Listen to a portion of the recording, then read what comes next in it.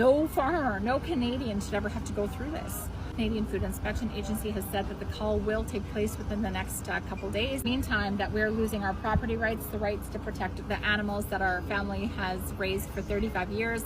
We are not poultry. We are not a commercial poultry industry, and we are not food consumption. We are research that can help animal and human welfare. Watching my mom today fall to her knees multiple times thinking she's going to lose everything has been probably one of the hardest days of my life. 250 days healthy. How did we get here?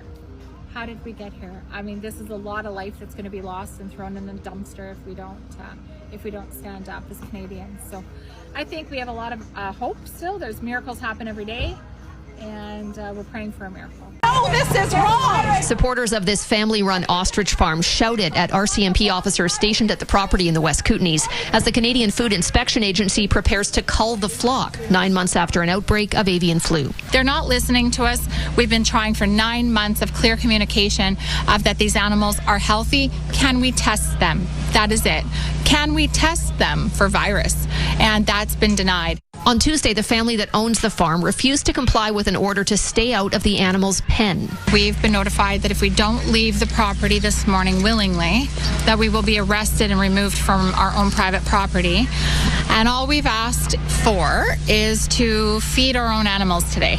Ultimately, Katie Pasitny and her mother were arrested for entering the pen to feed the ostriches. We got through to the back pen and they came flying up and told us to get out. We were under arrest. They returned to greet supporters hours later, told they can't enter the ostriches' quarantine zone. So we're not allowed to go over there, and then we have a court date.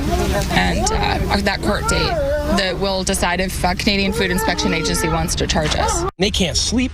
They're stressed. It's disgusting. It's like domestic terrorism from the government to the public, to the citizens. They are being terrorized, and they are good, wholesome people, and they don't deserve it. The family has filed for an emergency stay from the Supreme Court to stop the cull, which the CFIA has deemed necessary because the ostriches could still spread a unique and more lethal strain of avian flu. Legal filings are in, and now we just keep pumping up that public opinion like we have. Supporters from across Canada have converged on the farm, vowing to stay as the standoff continues.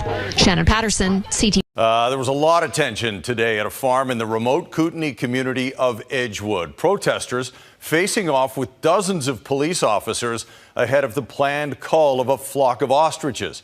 Claudia Van Emmerich joins us now with more. And Claudia, the cull was deemed necessary after an outbreak of avian flu. Courts upheld that order. What's the latest from the farm tonight?